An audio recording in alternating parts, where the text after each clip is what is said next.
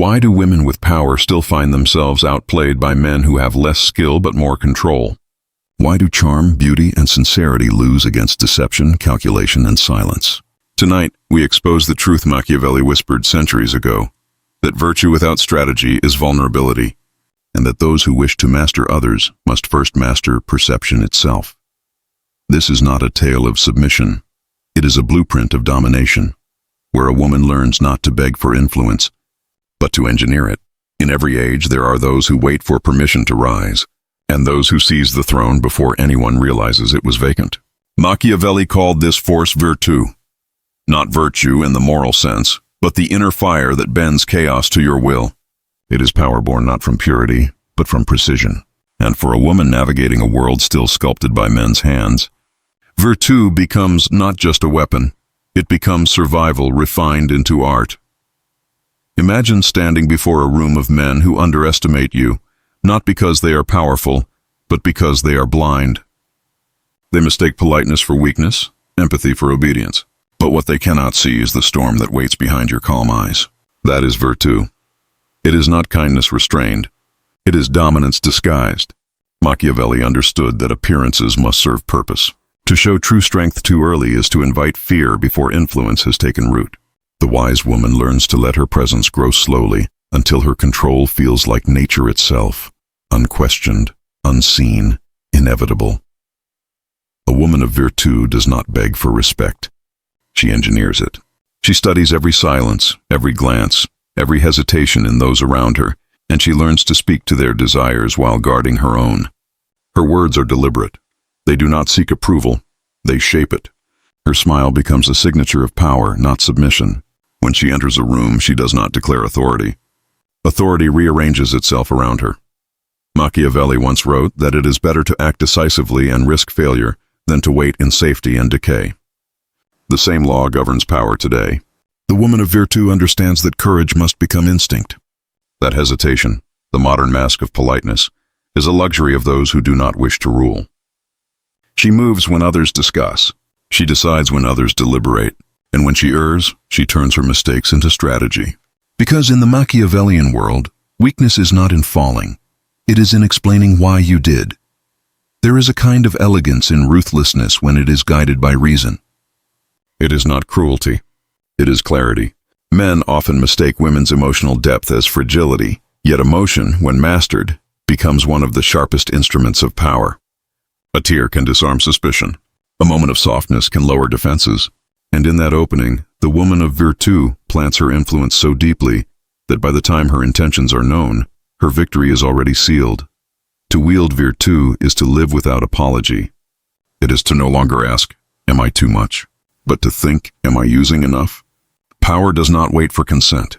It flows to those who act while others seek validation. The modern woman, if she studies Machiavelli well, must unlearn the habit of asking permission to be strong. For history has never favored those who waited for fairness. It rewarded those who understood timing, perception, and control. And yet virtù is not loud. It is not rebellion for its own sake. It is mastery expressed through restraint. The truly powerful do not display their strength in every battle. They conserve it for decisive moments. The woman of virtù knows when to let the fool speak, when to let arrogance exhaust itself, and when silence will wound more deeply than any retort. Her calm is not compliance. It is calculation. The world may label her cold, ambitious, even dangerous, but those are the names given to anyone who dares to move without fear. Machiavelli would say she is simply awake. She has understood that the path to dominance is not paved with approval, but with control over one's image, emotion, and reaction. In the corridors of power, she walks like a queen without needing a crown. Her authority is invisible yet undeniable. Men sense it but cannot name it. That quiet, immovable certainty that makes her unshakable. It is the strength to say less when emotion urges to speak. It is the discipline to smile when others expect you to break. It is the intelligence to see every interaction not as conversation, but as conquest. Virtù is the antidote to vulnerability, not by denying feeling, but by governing it. The world tells her to be kind, to be open, to be real. But Machiavelli whispers a different truth. Be kind strategically, open selectively, and real only when it serves you. To master power, One must first master performance. Every word, every glance, every silence, a move on the chessboard of control. The woman of virtue does not hope the world changes for her. She bends it quietly beneath her will. She understands that those who play to be liked will always be ruled by those who play to win. And so she moves with grace but never apology, with empathy but never surrender, with strength, absolute, unrelenting, and understood by few. She has learned the law Machiavelli left behind, that greatness is never granted. It is taken, and the one who dares to seize it. They tell you that vulnerability is power, that to expose your heart is to show strength, that authenticity will earn respect. But Machiavelli, from the cold corridors of Florence, would smirk at such illusions. He knew that the world does not reward the open, it devours them. A ruler who confesses too much loses mystery. A woman who bares her soul too soon surrenders her advantage before the battle even begins. Vulnerability, when unguarded, is not courage. It is currency spent before the game starts. To reveal your pain in a world governed by perception is to arm your rivals with precision weapons. Machiavelli observed that men are not moved by fairness but by opportunity. If they sense weakness, they will use it, not out of cruelty but instinct. And so, the woman who shows too much sincerity will not be met with sympathy. She will be studied, her emotions mapped, her insecurities memorized, her rhythm of reaction turned into a manual for manipulation. The modern world praises transparency, yet it secretly worships mystery. Look around. Those who are loved most deeply are not those who are most honest, but those who are most controlled in their honesty. The woman of power learns this early. Emotion is not to be erased but concealed behind elegance. Let them believe they understand you. Never let them truly know. Machiavelli would say that every revelation must serve a purpose. To show feeling is strategic only when it bends another's will toward your design. Anything else is self-sabotage masked as virtue. The cult of vulnerability teaches that people connect through shared wounds. Machiavelli would counter, rulers connect through usefulness. Bonds built on pity are fragile, while those forged through respect endure. A woman who wishes to command must resist the temptation to be understood, for understanding breeds familiarity, and familiarity dissolves awe.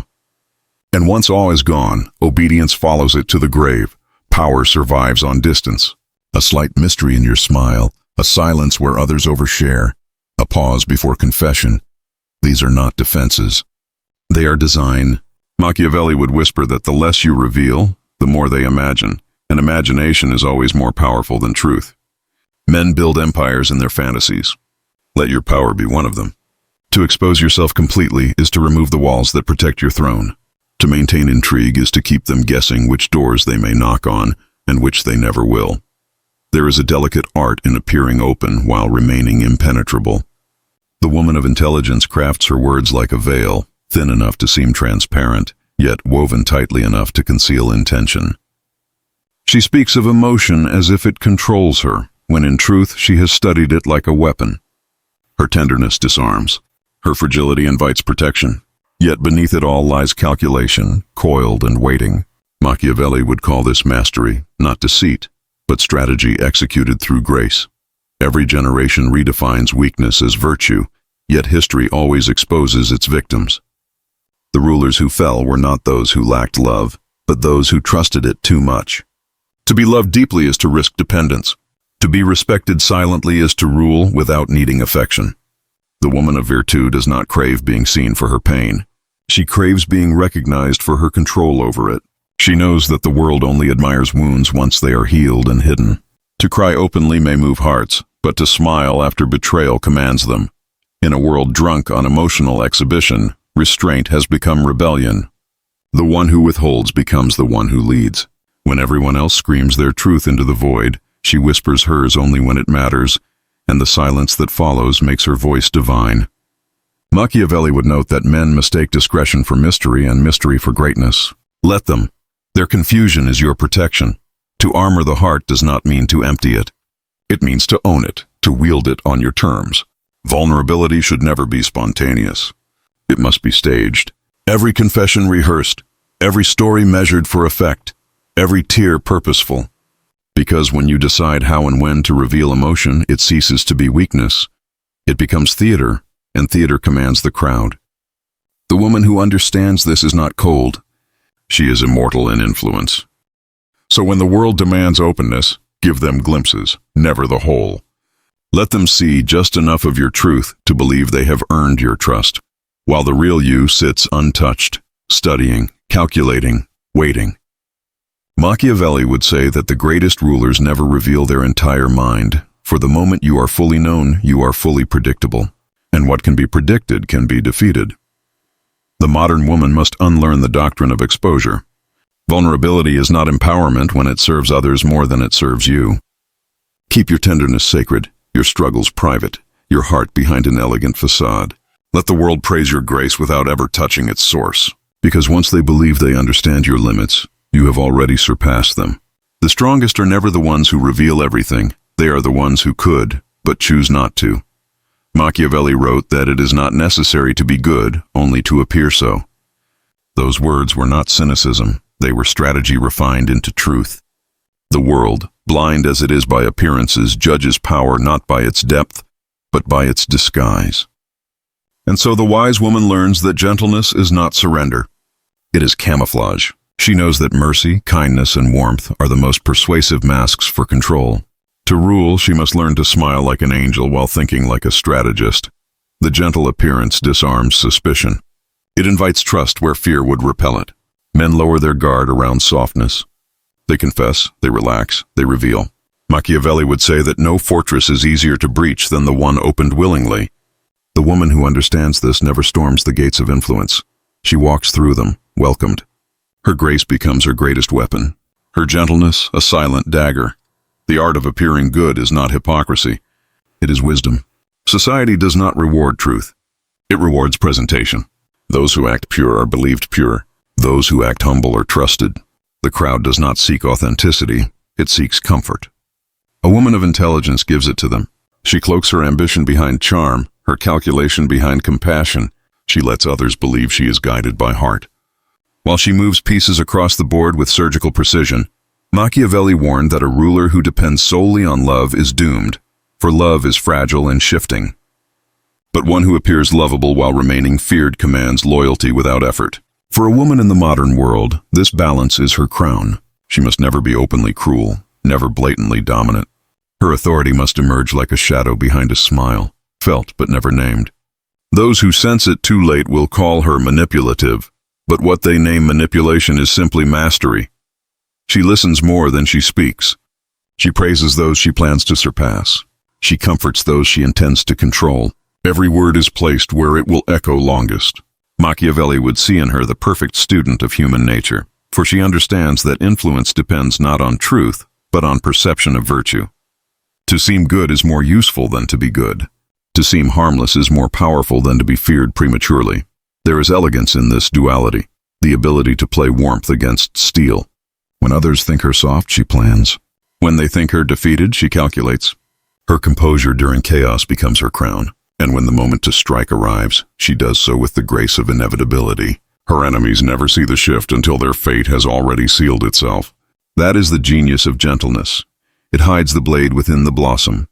Machiavelli would remind her that cruelty, when necessary, must be swift and final.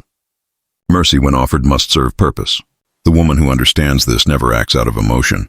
She acts out of design. Her ruthlessness is measured, never reckless. To the world she remains refined, an image of poise. But beneath that calm lies calculation, cold and flawless. She chooses her moments of kindness like a general chooses terrain, strategically, with foresight and precision. And yet she never loses her softness entirely. It is her greatest illusion. The appearance of innocence invites confessions from the arrogant and loyalty from the ambitious. Men will underestimate her, and that is her greatest advantage. For the underestimated are never feared until it is too late to stop them. By the time the world realizes her gentleness was strategy, she will already own the board on which they played. Machiavelli wrote that deception is not dishonor when used to preserve power, for all men deceive when they must. The difference lies in who deceives first. The woman of intellect deceives not to destroy, but to design outcomes. She reads people as texts, decoding vanity, insecurity, and pride. Then she feeds them exactly what they crave: approval, admiration, illusion.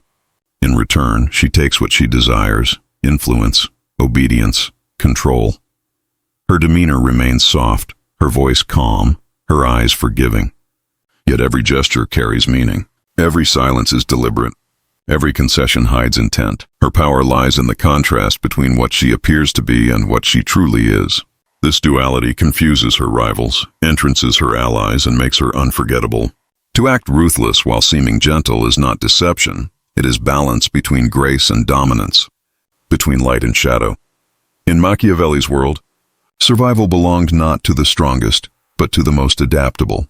The woman who blends gentleness with ruthlessness becomes untouchable. She never fights directly. She redirects. She never shouts. She whispers and lets her influence echo louder than any command.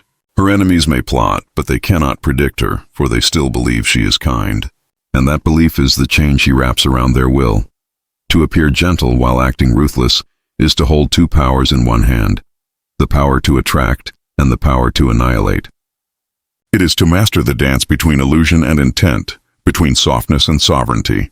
For in a world that punishes open aggression in women but rewards charm, Machiavelli would tell her this: let them worship your kindness, while you quietly rule their world. Power begins not in action, but in perception. The one who controls the story controls the mind. Machiavelli knew this when he wrote that men see what you appear to be, but they rarely touch what you truly are. The greatest rulers in history did not conquer through force. They conquered through framing. They crafted a reality so convincing that others lived inside it without question. For a woman, this mastery of framing is the difference between being listened to and being obeyed. To control the frame is to control the boundaries of truth itself. Every conversation, every relationship, every room holds a hidden battlefield where narratives collide. He who defines what is true, what is good, what is valuable, wins. The woman of intellect does not enter this field as a soldier. She enters as an architect. She does not fight over meaning. She builds it. She decides how she will be seen before anyone else has the chance. Machiavelli would tell her, define yourself first, or they will define you to their advantage.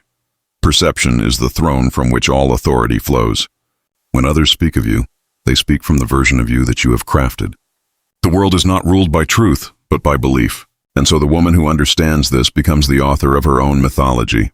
She shapes how others interpret her silence, her presence, her ambition. When she speaks, she does not defend her image. She declares it. She does not correct misunderstanding. She uses it. For confusion in others is often the most useful smoke under which influence grows unseen. Machiavelli warned that the appearance of power must always precede the possession of it. If people believe you command respect, they will give it to you even before you've earned it. And so, the woman of virtue does not chase validation. She creates the illusion of inevitability. She acts as though she already holds what others think she seeks. Her confidence reframes the entire interaction. What they once saw as ambition, they now see as destiny. In the politics of relationships, framing is seduction disguised as philosophy. The one who defines the terms defines the outcome. When a man says, "I am in control," the wise woman smiles, for she knows that control is not about who leads. It is about who defines what leadership means. If she frames his dominance as protection, he will protect her according to her design. If she frames her softness as need, he will serve her ego, believing it is service to his own. Control of perception is not aggression.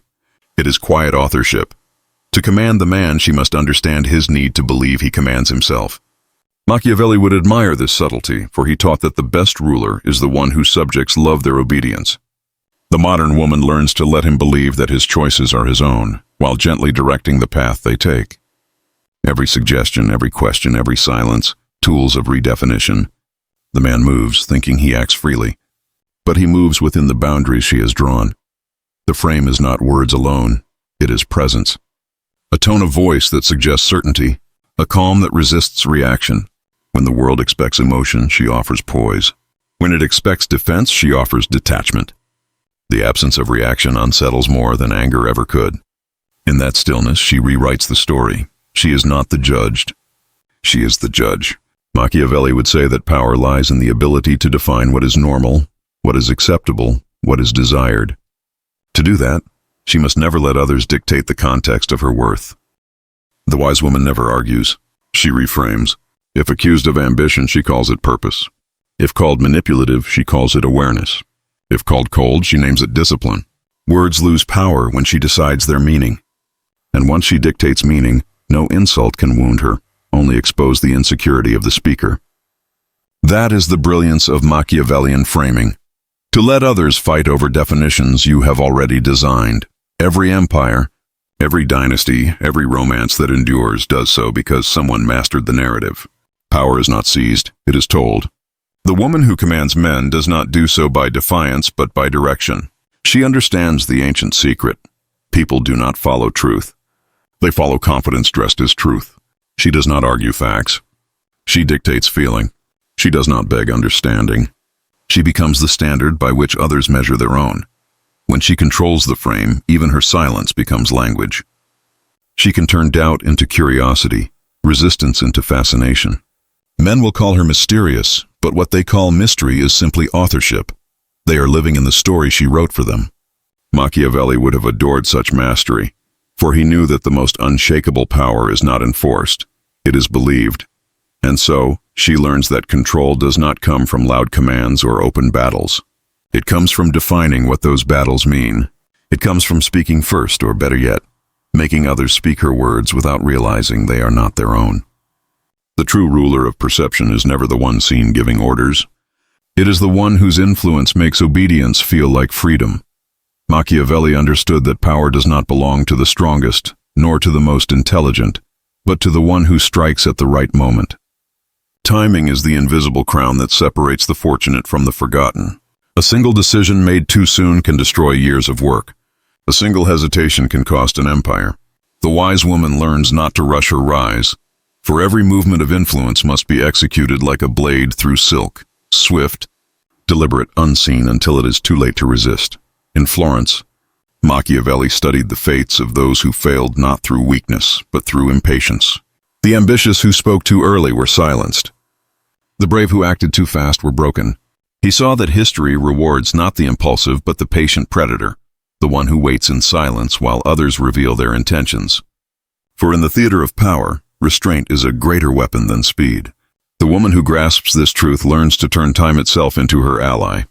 The modern world worships immediacy.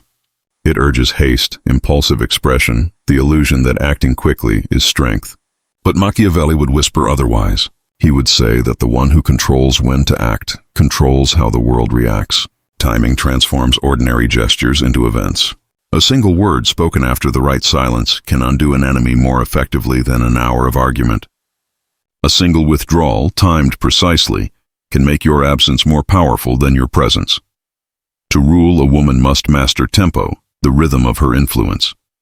She must understand that there is a moment to advance and a moment to retreat, a moment to speak and a moment to let others fill the silence with their own insecurity. Machiavelli taught that fortune is a woman, and she favors those who understand her moods. Timing, then, is not luck. It is reading the tides of human nature and stepping forward just as they rise. Every powerful woman learns this. Never reveal your strength all at once.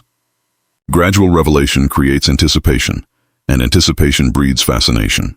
To move too quickly is to expose your depth before they have learned to value it. The patient strategist allows curiosity to ferment into desire. When the time finally comes to act, her action feels like destiny itself. Machiavelli would call this divine cunning, the ability to make inevitability look like fate, when in truth it was planning disguised as patience. Timing also governs emotion. The woman of control does not react when provoked. She studies. She lets anger cool into clarity, and when she finally strikes, her action carries precision that emotion could never achieve. A delayed response unsettles opponents. They begin to wonder what you are planning, and that wonder is its own form of fear. In politics, love, and war, silence is the prelude to power. He who cannot wait loses before he begins. There is also timing and mercy. To forgive too soon teaches others to wound you without consequence. To forgive too late turns mercy into revenge. But to forgive at the perfect moment, when the world watches, when your enemy expects wrath and receives restraint, that is supremacy. Timing transforms even kindness into authority. Machiavelli saw that rulers who endured were those who knew when to disappear. Withdrawal at the right moment is as strategic as advance. A woman who vanishes at the peak of others' expectation multiplies her worth. Absence becomes intrigue. Intrigue becomes control. When she returns, the world is ready to receive her as if she had never left the throne. Power moves in seasons. Those who try to bloom forever burn themselves to ash. The wise conserve their fire until the air itself demands their light. Every great seduction, every great conquest, every victory worth its echo rests upon the discipline to wait. Machiavelli would remind her that the impatient chase opportunity, while the powerful create it. She must become so attuned to her surroundings that she feels the shift in momentum before it is visible. To know when to move is to command all who cannot stop moving. When others rush, she pauses. When they hesitate, she advances. Her sense of timing makes her seem prophetic, yet it is not prophecy, it is observation, patience, precision. She reads emotion like weather, power like tide, men like clocks. Each tick brings her closer to the exact moment where victory will require the least force and earn the greatest permanence. And so, the woman who rules her timing rules her world. She does not fear stillness, for she knows stillness is not stagnation, it is the gathering of strength. She does not fear delay, for she understands delay is strategy disguised as calm. She waits until desire outweighs resistance, until the world itself conspires to make her triumph appear effortless. For Machiavelli knew this truth. In the game of power, those who master time do not follow fortune, they become it. Machiavelli declared without hesitation that it is better to be feared than loved if one cannot be both. Not because fear is cruelty, but because fear endures where affection fades. Love is a flame, bright but fragile. Fear is stone, cold but eternal. In every age, those who rise above sentiment command the hearts of others not through comfort, but through the quiet gravity of awe. For a woman seeking mastery in a world that measures her softness before her strength, fear becomes not an enemy but a silent ally, one she must learn to summon, not with rage, but with control. The mistake most make is to confuse fear with terror. Fear does not mean brutality, it means presence. The kind of aura that unsettles disrespect before it forms. The kind of silence that commands attention without a word spoken. Machiavelli would say the ruler who depends on affection is hostage to the moods of others. But the ruler who is respected, even feared a little, holds power that does not need to beg for loyalty. It enforces it by existence alone. To inspire fear is not to provoke it. It is to earn it through discipline. The woman who commands fear does not shout. She does not threaten. She simply refuses to bend. Her boundaries are carved in steel and kept without apology. Her calm in conflict unnerves those who rely on emotional chaos. Her indifference to flattery disarms those who expect to buy her compliance with praise. She teaches others how to treat her not with words, but with the weight of her silence.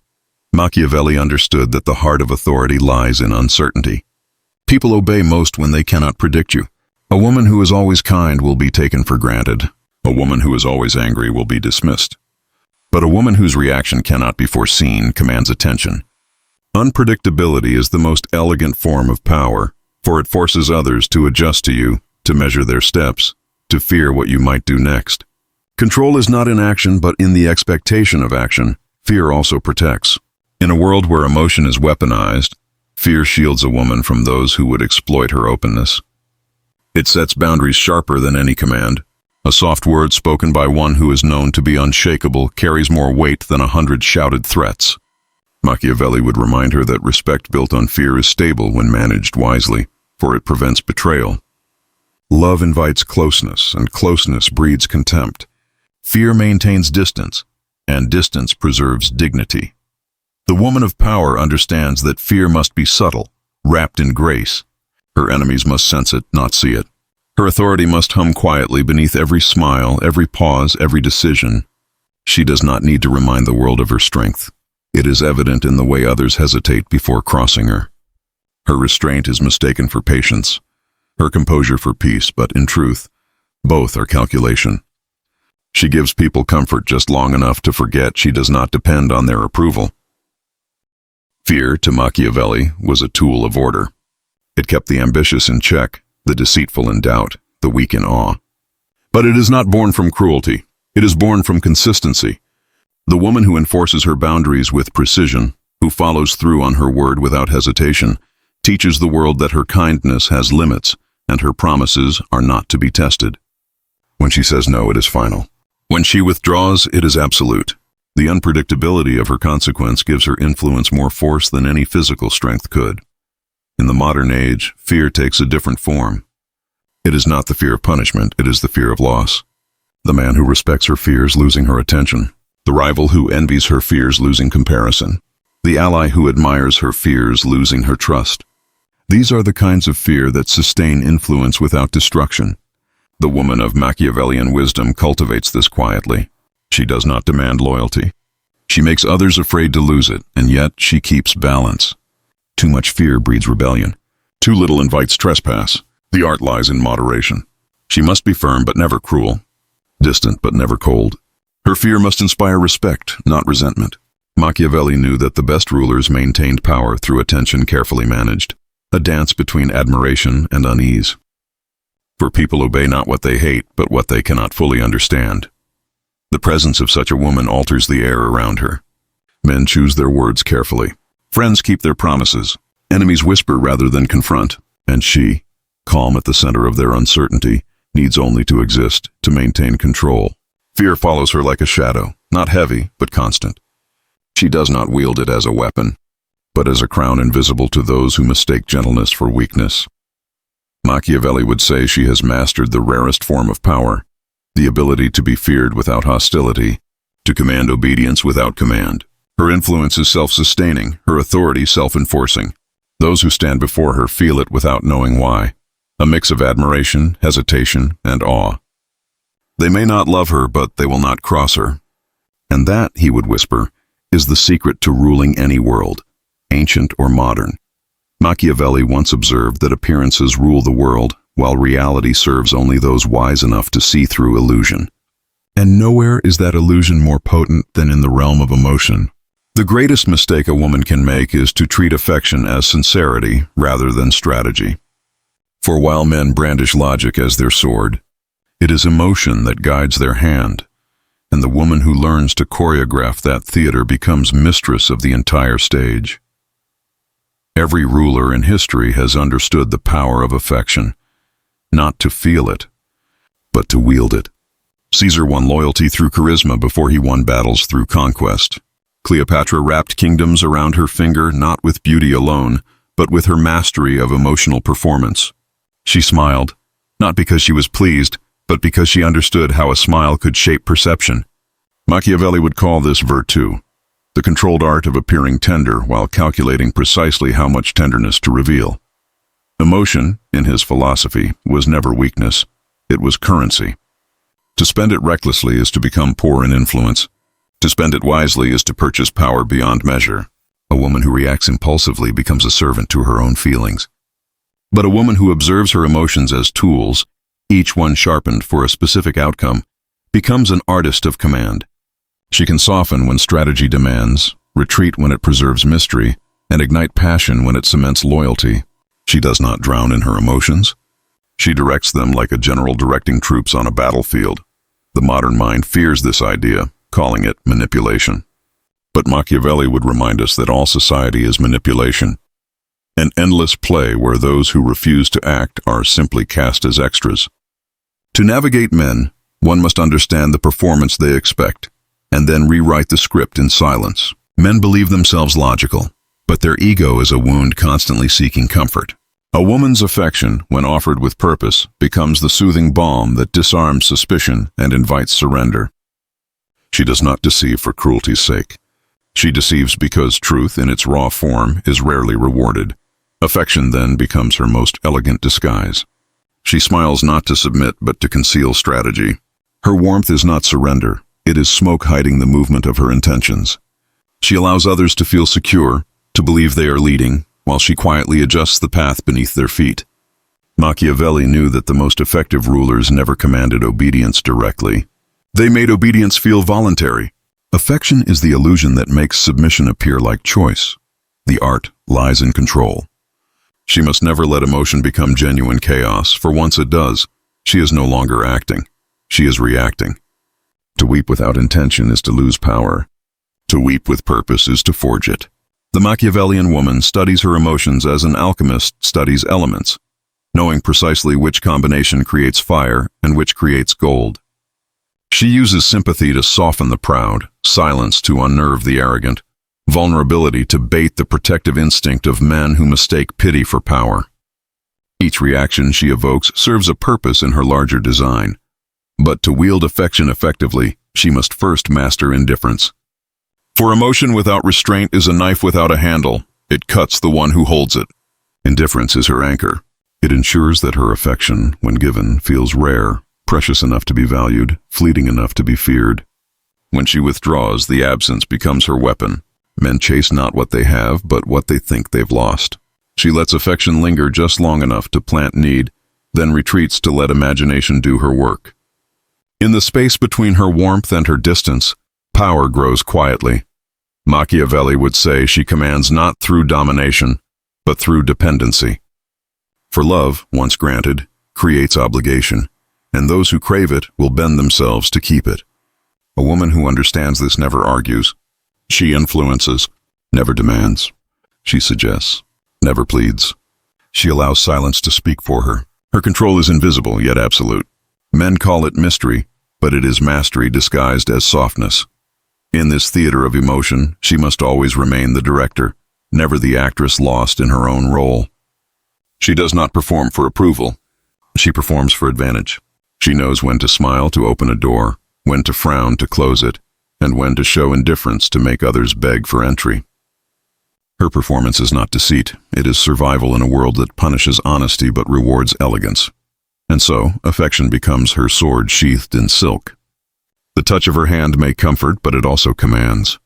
The softness of her voice may soothe, but it also directs. Men will not realize they are obeying her until they already have. For while they chase her affection, she quietly shapes their choices, turning emotion into architecture and affection into empire. Machiavelli would look upon such a woman and recognize her as one of his own, one who understands that virtue without strategy is vanity, and emotion without calculation is surrender. Her strength lies not in resisting affection, but in mastering its illusion, knowing that the heart, when ruled with precision, becomes the most dangerous weapon ever concealed behind a smile. Machiavelli believed that the truest form of power is not the throne one sits upon, but the command one holds over themselves. Armies can be defeated. Wealth can be seized. Alliances can crumble.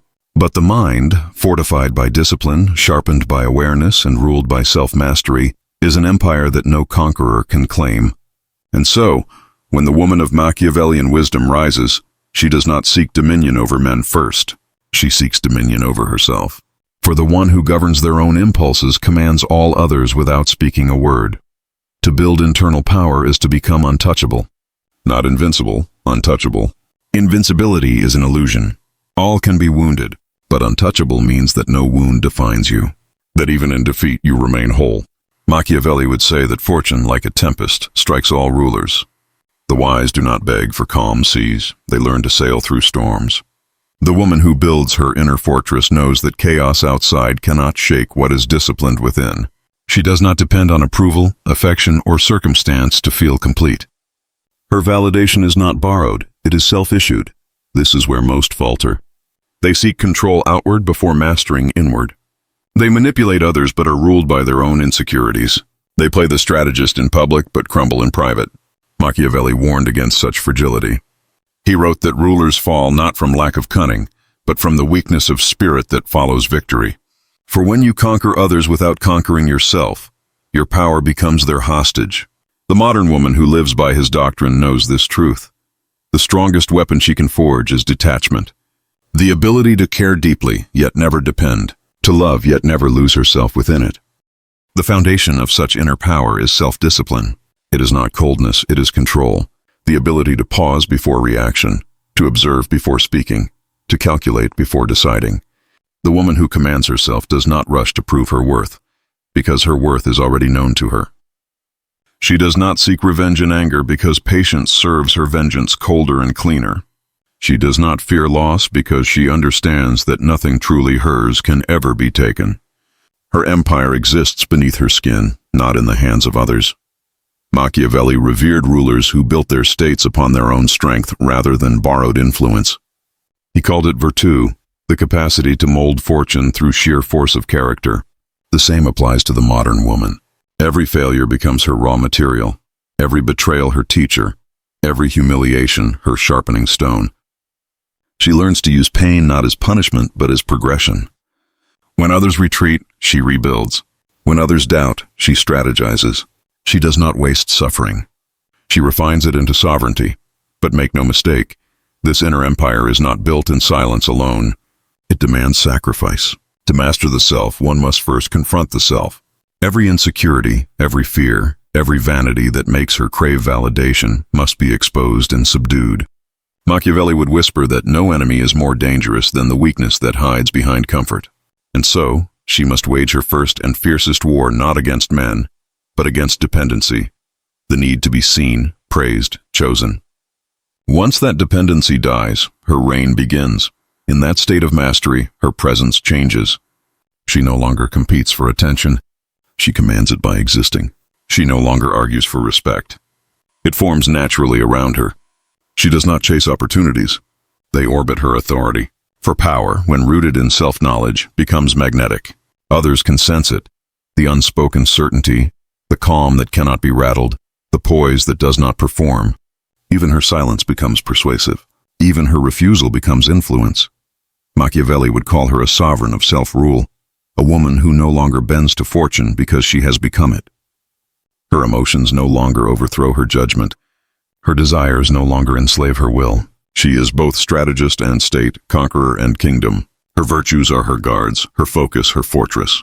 She does not fear betrayal because she trusts her ability to adapt. She does not beg for loyalty because she inspires it.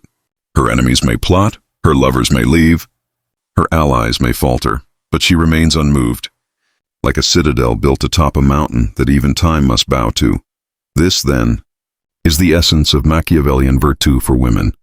Not seduction, not manipulation, not dominance, but sovereignty, the power that radiates when the self is whole. The woman who embodies it no longer fights for control of others, for she has already achieved the ultimate conquest, the conquest of herself. In her, Machiavelli's wisdom finds its most dangerous expression, a ruler who does not need a throne to rule, because she has become the empire itself. And so, the Machiavellian woman emerges, not as a creature of charm or cruelty, but as the embodiment of virtue, strength refined through intellect, discipline, and self-command. She has learned that the world does not reward purity of heart, but precision of mind. That affection when used without calculation enslaves. That fear, when wielded with grace, protects. That emotion, when mastered, conquers. And above all, that no throne is safer than the one she builds within herself. Machiavelli's teachings were never about domination for its own sake. They were about survival through wisdom. To thrive in a world ruled by deception, one must learn to deceive elegantly. To walk among predators, one must learn to move without bleeding. The modern woman, armed with this understanding, does not seek equality through imitation of men, but superiority through mastery of self. She rules not by demanding, but by deserving. Not by noise, but by presence. Her power is quiet but unmistakable. It exists in the steadiness of her gaze, the restraint of her response, the mystery of her absence. She knows when to be soft and when to be stone, when to speak and when silence will echo louder. She understands that every gesture, every pause, every word is part of her reign. Those who underestimate her see only her grace, but behind it lies calculation, patience, and a mind sharpened like a blade hidden in silk. Machiavelli would recognize her instantly. He would call her the rarest kind of ruler, the one who governs without needing to declare herself queen. For she is not moved by fortune nor dependent on approval. Her empire is invisible but absolute. It stretches across hearts, minds, and opportunities, bound not by borders, but by influence. In a world that worships vulnerability yet punishes it, she has chosen a different creed, virtue over vulnerability, not to harden her heart but to preserve it, not to deny emotion but to direct it, not to reject love but to never let it dethrone her reason. And in that balance between power and poise, ruthlessness and restraint, she fulfills the ultimate Machiavellian prophecy. She does not merely survive the game of men, she rewrites it and rules it.